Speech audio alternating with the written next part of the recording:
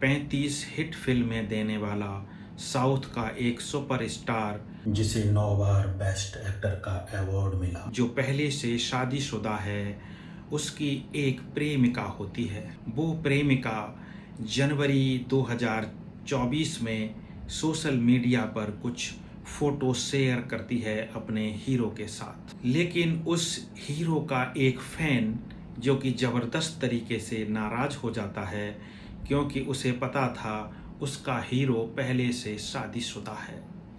इसलिए वो social media पर एक फेक अकाउंट बनाकर उसे 304 मैसेज भेजता है। इस मैसेज से हीरोइन बहुत नाराज़ हो जाती है।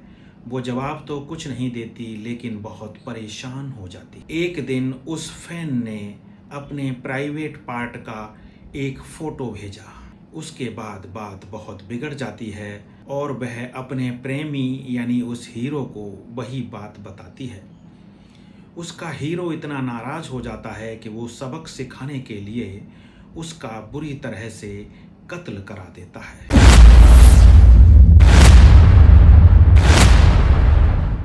नमस्कार, मेरा नाम है कुमार आर्य और आप देख रहे हैं क्राइम 24 XU।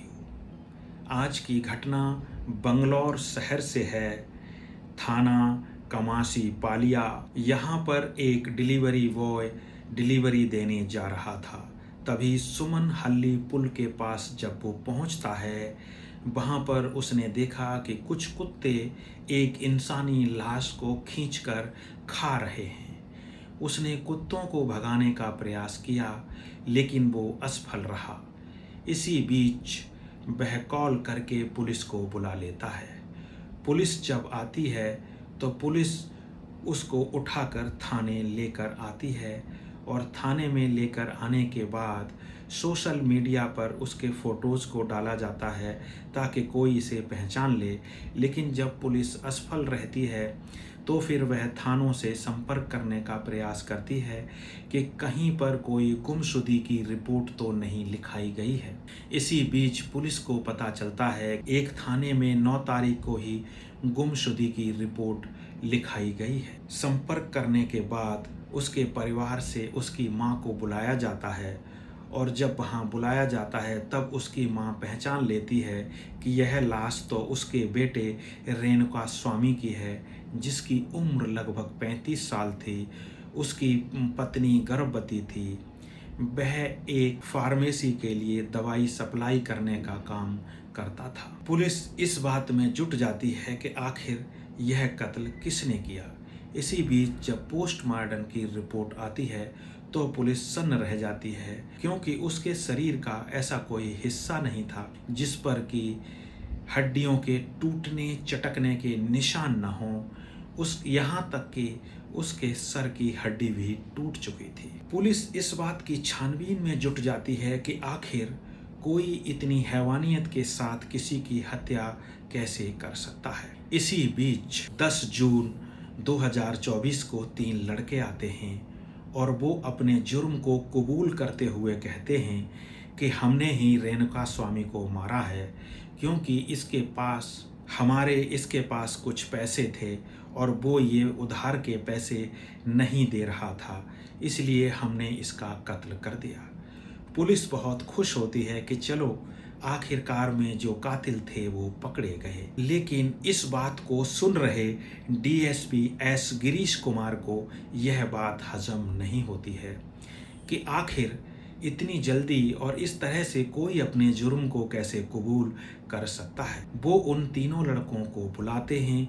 बुलाने के बाद उनसे पूछताछ की जाती है और पूछताछ करने के बाद उन लड़कों को बंद कर दिया जाता है। डीएसपी एस गिरीश कुमार इसके बाद उन लड़कों की लोकेशन निकलवाते हैं फ़ोन की कि आखिर ये पिछले 48 घंटे में कहाँ थे कत्ल से पहले और क्या घटना हुई थी। लोकेशन से पता चलता है कि 48 घंटे पहले जहाँ पर कत्ल हुआ था उसी स्थान पर ये लोग मौजूद थे।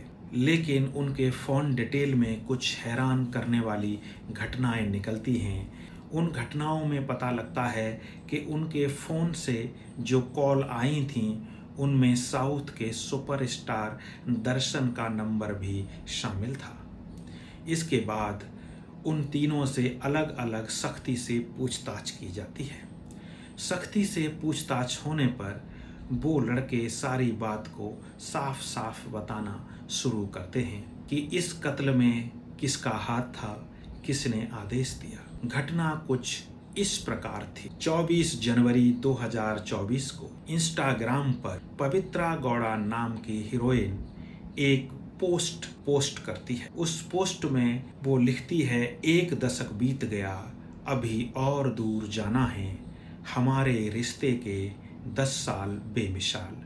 वह इस प्रकार से लिख करके दर्शन के साथ एक पोस्ट करती है। इस पोस्ट को देखने के बाद दर्शन के कुछ फैन नाराज हो जाते हैं, जो कि उल्टे सीधे कमेंट करते हैं, लेकिन कुछ फैन उसके सपोर्ट में भी होते हैं। वो कहते हैं कि किसी को भी ये अधिकार है कि वो अपनी ज़िंदगी कैसे जिए, ये उसका निजी मामला है। लेकिन उनका एक फ़ैन इस बात से बहुत नाराज़ हो जाता है। वो इंस्टाग्राम पर एक फेक आईडी तैयार करता है जिसका नाम था रेणुका स्वामी, और फेक आईडी को तैयार करके वह पवित्रा गौड़ा को बहुत सारे मैसेज करता है, जो कि कुल 304 मैसेज हो चुके थे।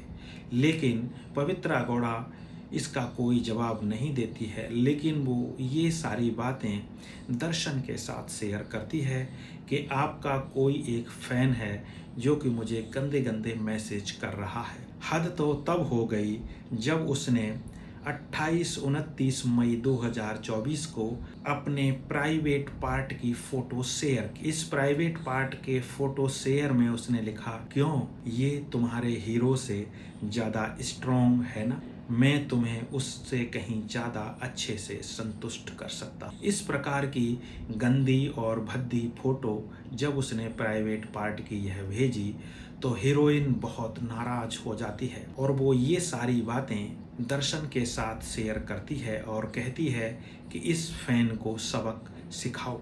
क्योंकि उसकी उसमें फ़ोटो भी आ चुकी थी, इसलिए दर्शन अपने फ़ैन क्लब में एक तलाश शुरू करता है। तभी उसे राजेंद्र फ़ैन क्लब मिलता है।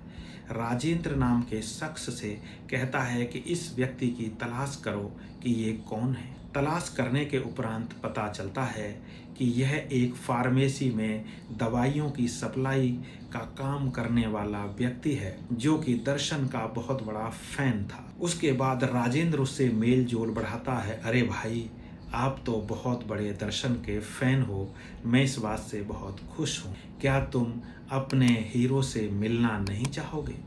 यह सुनते ही रेणुका स्वामी बहुत खुश हो जाता है और वो राजेंद्र के साथ जाने के लिए तैयार हो जाता है। यह घटना 8 जून 2024 की है। वे उसे लेकर के चल देते हैं और पट्टी नागेव नामक स्थान पर लेकर जाते हैं, जो कि बंगलौर से कुछ किलोमीटर की दूरी पर स्थित एक सुनसान जगह है। यह दर्शन के ही किसी रिश्तेदार की थी। वहाँ पर ले जा करके उस स्थान पर ले जाने के उपरांत रेणुका स्वामी को बुरी तरह से मारा पीटा जाता है। रेणुका स्वामी ये समझ नहीं पा रहा था कि आखिर उसकी पिटाई क्यों की जा रही है। तभी वहाँ पर दर्शन पवित्रा गौड़ा को लेकर आ जाता है। रेणुका स्वामी खुश हो जाता है कि चलो, उसे बचाने वाला उसका मसीहा आ गया। लेकिन उसे क्या पता था, जिसे वो मसीहा समझ रहा है, उसी ने उसके मौत की पटकथा लिखी थी। रेणुका स्वामी सोचता है कि ये मुझे बचाएगा, लेकिन दर्शन अपनी बेल्ट निकाल कर उसकी बुरी तरह से पिटाई करने लगता है, और वो तब तक उसकी पिटाई करता है जब तक कि उसका जी नहीं भर जाता। जी भर जाने के बाद वो उसे वहीं पर छोड़ देता है। इसके उपरांत वह राजेंद्र और उसके साथियों से कहता है, इसका कत्ल कर दो। भारी भरकम चीज़ों से वार किए जाते हैं, जिससे कि उसके शरीर की सारी हड्डियां टूट जाती हैं, उसके सिर की भी हड्डी टूट जाती है और बुरी तरह से उसे भयानक मौत मिलती है। इस प्रकार से रेणुका स्वामी के जीवन की लीला समाप्त हो जाती है। उसकी जीवन लीला समाप्त होने के बाद राजेंद्र अपने किसी परिचित पुलिस वाले को फ़ोन करता है और फ़ोन करने के बाद वह पूछता है यदि किसी के लिए किसी लाश को सही से ठिकाने लगाना हो, पुलिस भी उसकी छानबीन न करने पाए तो क्या करना चाहिए। पुलिस वाले ने कहा किसी नाले में फेंक दो जहां से बहकर वह लाश कहीं और दूर चली जाए। और ठीक इसी प्रकार से वह सुमन हल्ली पुल के नीचे उस लाश को फेंक देता है। वहां से निकलने वाला डिलीवरी बॉय जो 9 जून की सुबह को निकला था, जब कुत्ते उस लाश को खींच रहे थे, वह पुलिस को फ़ोन कर देता है और इस तरह से उनका भेद खुल जाता है। पोस्टमार्टम के समय पोस्टमार्टम करने वाले डॉक्टर के लिए दर्शन ने 1 करोड़ रुपए देने की पेशकश की कि तुम इसे मामूली चोट या हादसा दिखा दो, हम तुम्हें 1 करोड़ रुपए देंगे। लेकिन डॉक्टर ने ऐसा करने से मना कर दिया। इतना ही नहीं, दर्शन ने अपनी पावर का इस्तेमाल करते हुए नेताओं के द्वारा भी फ़ोन कराए। नेताओं ने पक्ष और विपक्ष ने कहा कि ये बहुत ही पावरफुल है, अगर तुम इसे अरेस्ट करोगे या किसी भी इस तरह से इसे केस में डालोगे तो बहुत बड़ी मुसीबत हो सकती है, क्योंकि यह बहुत ही मशहूर हीरो है और लॉ एंड ऑर्डर की सिचुएशन भी हो सकती है, इसलिए इस केस को रफा दफा कर दो। लेकिन डीसीपी एस गिरीश कुमार ने इसे रफा दफा न करके बल्कि न्यूज़ चैनलों को इस घटना की जानकारी दी। पुलिस ने दर्शन और पवित्रा गौड़ा को अरेस्ट कर लिया। ये घटना 12 जून 2024 की थी। अरेस्ट करने के बाद उसे थाने ले आई और पूछताछ के बाद पता चला कि इस घटना में कुछ और लोग शामिल थे। कुल मिलाकर के 17 लोग शामिल थे। घटना की मुख्य आरोपी पवित्रा गौड़ा को बनाया गया, क्योंकि उसी के उकसाने पर दर्शन ने इस घटना को अंजाम दिया था। इसके बाद दूसरा आरोपी दर्शन बनाया गया। इसके बाद कुल मिलाकर के 17 आरोपी इस घटना में अरेस्ट किए गए और उन्हें जेल भेज दिया। दर्शन इन दिनों डेविल द हीरो नामक फिल्म की शूटिंग करने में बिजी थे। उन्हें क्या पता था कि जो वो डेविल द हीरो की शूटिंग कर रहे हैं वो असलियत में ही डेविल बन जाएंगे और अपने एक फैन की जान ले लेंगे। हमारा इस घटना को सुनाने का उद्देश्य यही है कि देखिए किस प्रकार से एक हीरो भी अपने फैन का कत्ल करा देता है, जो कि बहुत ही नृशंस और निंदनीय है। आखिर फैन तो पक्ष और विपक्ष में होते ही हैं, उनका कत्ल कराना किसी भी तरह से जायज़ नहीं ठहराया जा सकता। तो आज के लिए इतना ही। हमारी ये कहानी आपको कैसी लगी, जो कि सच्ची घटना पर आधारित थी, कमेंट्स करके आप अवश्य बताइएगा। हमारा चैनल देखने के लिए आप सभी का बहुत बहुत धन्यवाद।